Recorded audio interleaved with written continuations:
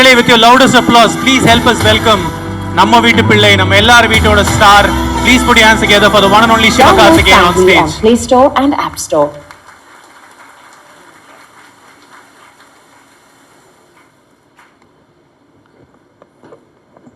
Good evening, எல்லாருக்கும் வணக்கம்.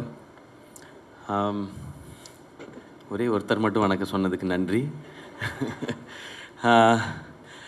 இங்கே இந்த ஈவெண்ட் ரொம்ப ஸ்பெஷல். அதுக்கு முன்னாடி நான் இங்கே கலந்துக்கிட்டவங்களோட அவங்களேருந்து ஆரம்பிக்கிறேன். ஃபர்ஸ்ட் கோபிச்சந்த் சார், ஒரு பெரிய ஹானர் சார் உங்களோட ஸ்டேஜை ஷேர் பண்ணிக்கிட்டதுக்கு.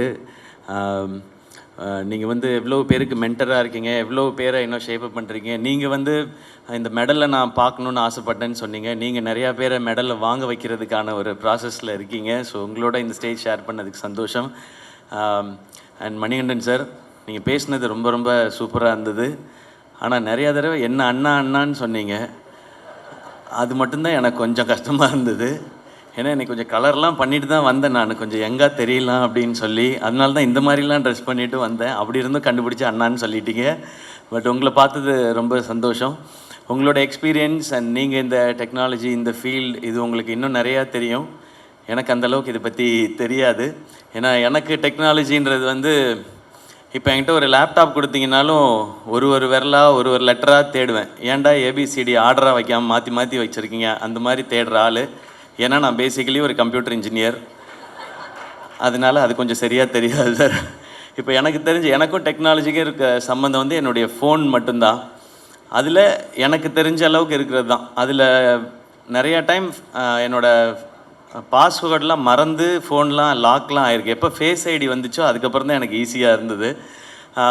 பட் நீங்கள் அப்படி இல்லை, அதுலேயே பெரிய சாதனை படைத்த ஒருத்தர். ஸோ உங்களோட இங்கே நான் இதை ஷேர் பண்ணிக்கிட்டது ரொம்ப சந்தோஷம்.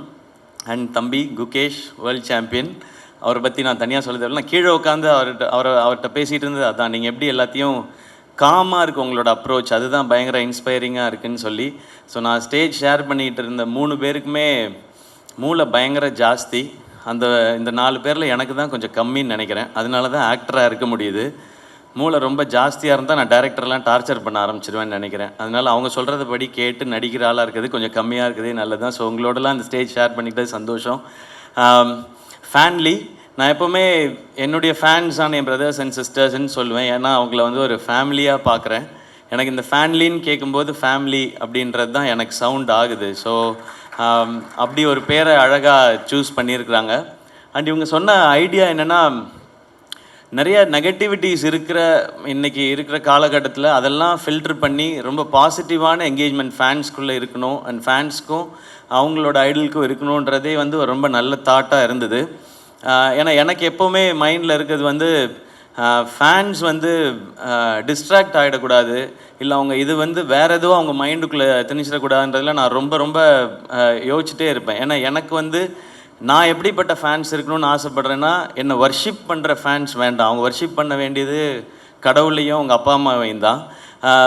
என் கூட ஃப்ரெண்ட்லியாக பேசுகிற, இல்லை ஒரு அண்ணன் தம்பி மாதிரி இருக்கிற, அப்படி பழகிற ஒரு ஃபேன்ஸ் தான் இருக்கணும்னு தான் நான் ஆசைப்பட்றேன். அதனால தான் எப்போவுமே நான் பிரதர்ஸ் அண்ட் சிஸ்டர்ஸ்ன்னு சொல்லிகிட்டே இருக்கேன்.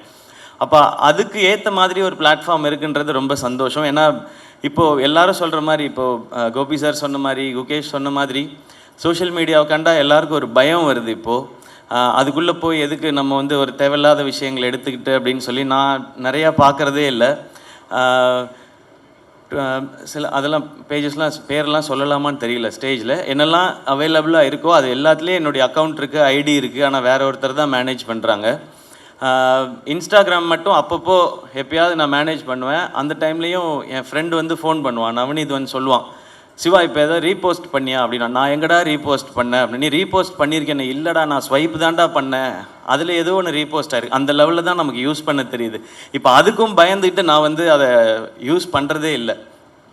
அண்ட் அதில் இருக்க இன்ஃபர்மேஷன் எவ்வளோ கரெக்டு தப்பு, இது ரொம்ப முக்கியமானதாக இருக்குது. ஏன்னா தப்பான இன்ஃபர்மேஷனை வச்சுக்கிட்டு நிறையா சண்டை போட்டுட்டு இதெல்லாம் நடந்துகிட்டு இருக்க காலகட்டத்தில் இது எதுவுமே இல்லாமல் ஒரு ஆப் கொண்டு வர முடியும், அதில் வந்து கம்யூனிகேஷன் கொண்டு வர முடியும் அப்படின்றது வந்து இந்த டீமோட ஐடியாவே ரொம்ப புதுசாக இருக்குது, நல்லா இருக்குது, பாசிட்டிவாக கொண்டு வர விஷயம். ஏன்னா இன்றைக்கி வந்து சோஷியல் மீடியாவில் நிறைய ஆப்ஸில் வந்து ட்ராக்ஷனுக்காக நெகட்டிவிட்டிஸை தான் அவங்களே வந்து நிறைய அதை வந்து ப்ரமோட் பண்ணுறாங்க. அப்போ தான் ட்ராக்ஷன் ஜாஸ்தி இருக்குன்னு.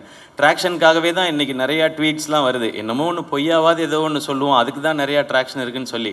பட் எங்களுக்கு ட்ராக்ஷன் வேண்டாம், எங்களுக்கு இன்ஃபர்மேஷன் ஆத்தென்டிக்காக இருக்கணும், பாசிட்டிவான என்கேஜ்மெண்ட் இருக்கணும்னு நினைக்கிறதே ஒரு சூப்பரான தாட். இது வந்து எல்லாரும் இதை வந்து பயன்படுத்துகிற மாதிரியான ரொம்ப யூசர் ஃப்ரெண்ட்லியாகவும் இருக்குது அப்படின்றது தான் இவங்க சொன்னது. ஸோ நான் லுக்கிங் ஃபார்வர்ட், ஏன்னா இது எப்படி இந்த பாசிட்டிவான என்விரான்மெண்ட்டை கொண்டு வரப்போகுது அப்படின்னு சொல்லி. ஏன்னா அந்த மாதிரி ஒரு பாசிட்டிவான என்விரான்மெண்ட் கொண்டு வந்துச்சுன்னா நான் திரும்ப முன்னாடிலாம் எப்படி ஆரம்ப காலகட்டத்தில் இருந்தனோ அந்த மாதிரி திரும்ப இதுக்குள்ளே வரலாம். ஏன்னா எல்லாரோடையும் நல்லா சகஜமாக பேசிட்டு ஜாலியாக பேசிட்டு அவங்க என்ன தாட்ஸ் சொல்கிறாங்க, அதுக்கு என்ன மாதிரியான ஃபீட்பேக்ஸ் நம்ம இதுலேருந்து எடுத்துக்கலாம், நம்ம என்ன அவங்களுக்கு சொல்லலாம் அப்படின்றது. அண்ட் ஒரு பர்டிகுலர் குரூப் அதில் இருக்க எல்லாருக்கும் என்ன மைண்டில் அவங்களுக்கு பிடிக்குதோ அதை பற்றி மட்டுமே பேசுகிறதுக்கான ஒரு இடம். இப்போது பேட்மிண்டன் மட்டும்தான் எனக்கு பிடிக்கும், அதை பற்றி எனக்கு எல்லாமே தெரியும்னா அது இன்ட்ரெஸ்ட் இருக்கவங்க மட்டும் ஒரு இடத்துல இருக்காங்கனாலே அது எனக்கு தெரிஞ்சு ஒரு ஒரு சூப்பரான அட்மாஸ்ஃபியராக இருக்கும்னு நினைக்கிறேன். அது ரொம்ப ஆர்கானிக்காக இருக்கும். அது இன்றைக்கி நம்ம ஜென்ரலாக வாக்கிங் போயிட்டுருக்க காலகட்டத்தில் ஒரு ஈக்கோ பார்க், ஒரு எக்கோ சிஸ்டம் கரெக்டாக இருக்கிற பார்க்னு ஒன்று இன்றைக்கி க்ரியேட் பண்ண வேண்டிய சுச்சுவேஷன் இருக்கும். சாப்பாடு எப்படி இருக்குன்னே தெரியல, அதனால் ஆர்கானிக் ஃபுட்டுன்னு தனியாக இன்றைக்கி வர ஆரம்பிச்சிருச்சு. இப்போ சோஷியல் மீடியாவுக்கும் அந்த தேவை வந்துருச்சுன்னு நினைக்கிறேன். ரொம்ப ஆர்கானிக்காக பாசிட்டிவாக இருக்கிற ஆப்ஸோ இல்லை அது மாதிரியான இடங்களோ தேவைப்படுது. அதில் ஃபேன்லி இந்த இனிஷியேட்டிவை எடுத்திருக்கீங்க. ஸோ உங்கள் எல்லாருக்கும் என்னுடைய அப்ரிசியேஷன்ஸ். இதை சூப்பராக எடுத்துகிட்டு போகணும். அண்ட் எனக்கு ரொம்ப ஆசை இதில் அனிருத் வரணும்னு நினைக்கிறேன். ஏன்னா அவருக்கு இது ரொம்ப பர்ஃபெக்டாக இருக்கும்னு தோணுது. உலகம் ஃபுல்லாக நான் அவர்கிட்ட போய் சொல்லணுன்ட்டு இருக்கேன். நான் நீங்கள் பாருங்கள், இப்படி ஒரு ஆப் வந்திருக்கு, உங்களுக்கு உங்கள் ஃபேன்ஸுக்கு வந்து இது சூப்பராக இருக்குன்னு சொல்லி. எப்படியும் இந்த வீடியோ பார்த்துட்டு அவர் ஃப்ரீ டைம்லலாம் யூடியூப்பில் ஏதாவது வீடியோ பார்த்து அவர் சொல்லுவார். அவர் இதை கண்டிப்பாக பார்த்துருவார். அவருக்கு இது நல்லாயிருக்கும்னு நினைக்கிறேன். ஏன்னா ஒன்லி அனிருத்தோட மியூசிக் பிடிச்சவங்க மட்டும் இந்த உலகம் ஃபுல்லாக நிறைய பேர் இருக்காங்க. ஸோ அவங்களுக்கு மட்டும் ஒரு ஆப் இருந்து அவங்களுக்குன்னு தனியாக அவர் வந்து சில அவரோட பிஜிஎம்ஸ்லேருந்து சில போர்ஷன்ஸை மட்டும் அதில் கொடுத்து அவங்க அதை என்ஜாய் பண்ணும்பொழுது ஸோ எக்ஸ்க்ளூசிவாக அனி ஃபேன்ஸ்க்குன்னு ஒரு தனியாக ஒரு இடம் இருக்குது அப்படின்னு கேட்கவே ரொம்ப நல்லாயிருக்கு. ஸோ அந்த மாதிரி இனி ஒவ்வொரு நாட் ஓன்லி சினிமா ஸ்டார்ஸ் இல்லை மீடியாவில் இருக்கவங்க மட்டும் இல்லாமல் இந்த மாதிரி இன்ஸ்பைரிங்கான ஸ்போர்ட்ஸ் பர்சனாலிட்டிஸ் இவங்களுடைய லைஃப், இவங்களுடைய ஒர்க். நான் இப்போ குகேஷ்ட கேட்டிருந்தேன், தம்பி உங்களுடைய ஒரு நாள் ஸ்கெடியூல் இப்போ எப்படி இருக்குன்னு சொல்லி.